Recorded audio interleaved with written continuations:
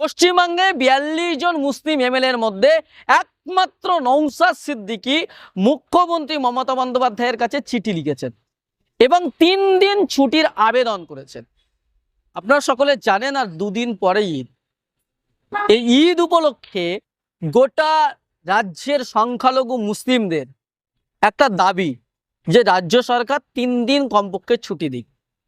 কারণ হচ্ছে যে ঈদ উপলক্ষে ভারতবর্ষের সমস্ত জায়গায় বাঙালিরা রয়েছে, তারা বাড়ি ফিরবে বা বিভিন্ন রাজ্যের ছাত্রছাত্রী যারা চাকরি করেন, কাজ করেন, বিভিন্ন জায়গায় তারা ছড়িয়ে ছিটিয়ে রয়েছেন। যেমন মালদা, মুর্শিদাবাদ, উত্তরবঙ্গের মানুষ কলকাতায় আছেন, দক্ষিণবঙ্গের বিভিন্ন এলাকায় কাজ করেন, আবার কলকাতার মানুষ কেউ মালদা, মুর্শিদাবাদ, উত্তর দিনাজপুর থাকেন। ফলে তাদের জন্য যে ঈদের একদিন আগে এবং একদিন পরে যদি ছুটি দেওয়া হয়, তাহলে তারা ঈদের একদিন আগে বাড়ি যেতে পারলো, বাড়ি গিয়ে তারা একটু রেস্ট করতে পারবে এবং তারা পরিবারের সঙ্গে একটু সময় কাটাতে পারবে, ঈদের দিন আনন্দ উপভোগ করতে পারবে এবং ঈদের পরের দিন ছুটি থাকলে তারা একটা নিশ্চিন্তে থাকতে পারবে, তারা একদিন পরে তারা যেতে পারবে। কিন্তু যদি ঈদের দিন শুধুমাত্র ছুটি হয়, যে কারণে ঈদের আগের দিন তারা চাকরি শেষ করে সন্ধ্যাবেলা বাড়ি যাচ্ছে, সারা রাত ধরে তাদের বাড়ি ফিরতে হচ্ছে, পরের দিন ঈদের দিন সকালবেলা কোনো রকমে তারা ঈদ পালন করে আবার ঈদের দিন রাত্রে তাদের ব্যাক করছে, তারপরের দিন হচ্ছে কাজে জয়েন করার জন্য। ফলে রাজ্য সরকারের কাছে বাঙালি মুসলিমদের একটা দীর্ঘদিনের দাবি ছিল যে ঈদের ছুটি ৩ দিন হোক। কিন্তু দুর্ভাগ্যের বিষয়, এই কথাটা কোনো এমএলএ বিধানসভায় বলেননি, না মুখ্যমন্ত্রীর কাছে বলেননি। পশ্চিমবাংলার ৪২ জন এমএলএ এর মধ্যে একমাত্র নওশাদ সিদ্দিকী, যিনি বিরোধী এমএলএ, তিনি একমাত্র এই দাবিটা করেছেন। বাকি যে ৪১ জন মুসলিম বিধায়ক রয়েছেন, প্রত্যেকটা বিধায়ক হচ্ছে তৃণমূল কংগ্রেসের বিধায়ক, মন্ত্রী রয়েছেন, কিন্তু তারা এই দাবিটা মুখ্যমন্ত্রীর কাছে করেননি বা এই দাবিতে তারা বিধানসভায় প্রস্তাব তোলেন। ফলে মুসলমানদের যে ৩ দিন ঈদের ছুটির আশা, সেইটা কিন্তু হলো না।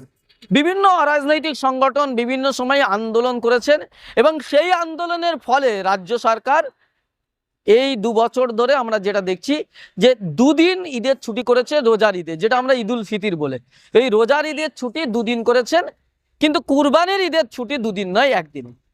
কিন্তু অফিসিয়ালি আমরা যদি দেখি, কুরবানির ঈদ হচ্ছে ৩ দিন, জিলহজ মাসের ১০ তারিখ, ১১ তারিখ, ১২ তারিখ, কারণ এই ৩ দিন কুরবানি করা যায়। যারা মাওলানা সাহেবরা রয়েছেন, যারা জানেন, আমরা ১০ তারিখে ঈদ পালন করলেও এই যারা কুরবানি করতে পারবেন না ১০ তারিখে কোনো কারণবশত, তারা ১১ তারিখ করতে পারেন, তারা ১২ তারিখও করতে পারেন। ৩ দিন ধরে এই কুরবানি করা যেতে পারে। এটা আমার কথা নয়, এটা ইসলামের কথা, আর এটা হচ্ছে সেই বক্তব্য মাওলানা রাজ বলেন। তাহলে অফিসিয়ালি ৩ দিন ঈদ, কিন্তু ঈদের ছুটি মাত্র ১ দিন, কুরবানির ঈদের ছুটি। তাই মুখ্যমন্ত্রী মমতা বন্দ্যোপাধ্যায়ের কাছে বীর পুরুষের মতো নওশাদ সিদ্দিকী ঈদের ছুটি চেয়েছেন ৩ দিন, কিন্তু আর কোনো এমএলএ এ বিষয়ে কোনো কথা বলেন না। অথচ তারা মুসলিম সমাজের প্রতিনিধিত্ব করেন, অথচ মুসলিম এলাকা থেকে তারা এমএলএ হয়েছেন, তারা বিধায়ক হয়েছেন, তারা সংখ্যালঘু মুসলিমদের কথা বিধানসভায় বলেন না, রাজ্যের মুখ্যমন্ত্রীর কাছেও বলেন, কেউ একটা চিঠিও দেয়নি।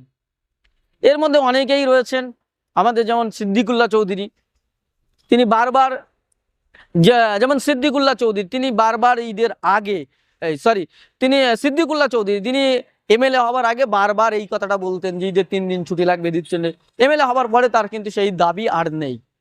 তাহলে এ নিয়ে নানা প্রশ্ন রয়েছে। বলে রাজ্য সরকার বলেন যে গরু দুধ দেয় সেই গরুর লাত খাবো, যে সংখ্যালঘুদের তোষণের কথা বারবার উঠে আসে, অথচ সেই মমতা বন্দ্যোপাধ্যায় ঈদের ৩ দিন ছুটি দিচ্ছেন না। এই মুখ্যমন্ত্রী মমতা বন্দ্যোপাধ্যায় ইফতারে যাবেন, কিন্তু ঈদের 3 দিন ছুটি দেবেন না, মাথায় ওড়না দেবেন, হিজাব দেবেন, ঈদের ময়দানে যাবেন, কিন্তু ঈদের 3 দিন ছুটি দেবেন না। রেল রোডে প্রতি বছর ঈদের দিন গিয়ে রাজনীতি করে আসবেন, কিন্তু ছুটি দেন না। এই মুখ্যমন্ত্রী বলে মুসলমানদের জন্য আমরা 100% কাজ করেছি, কিন্তু মুসলমানদের যে 3 দিন ছুটি, ঈদের ছুটির দাবি, সেই দাবিটা পূরণ করেন না কোনো সময়। বরং আমরা দেখেছি ঈদের আগের দিন, ঈদের পরের দিন বিভিন্ন সময় এক্সাম ফেলায়, বিভিন্ন জায়গায় কাজ দেওয়া হয়, ভোটার ট্রেনিং দেওয়া হয় ঈদের সময়, ঈদের আগের দিন বা পরের দিন।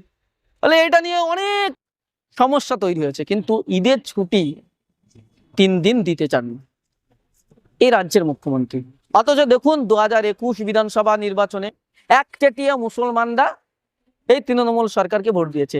আপনি 2021 ছেড়ে দিন, এই যে 2024 সদ্য লোকসভা নির্বাচন এখনো 1 মাস হয়নি, 4 জুন তার রেজাল্ট বেরিয়েছে। এই লোকসভা নির্বাচনে মুসলিমরা একচেটিয়াভাবে তৃণমূলকে ভোট দিয়েছে, যার ফলে তৃণমূল 29টা সিট পেয়েছে, বিজেপি ধরাশায়ী হয়েছে।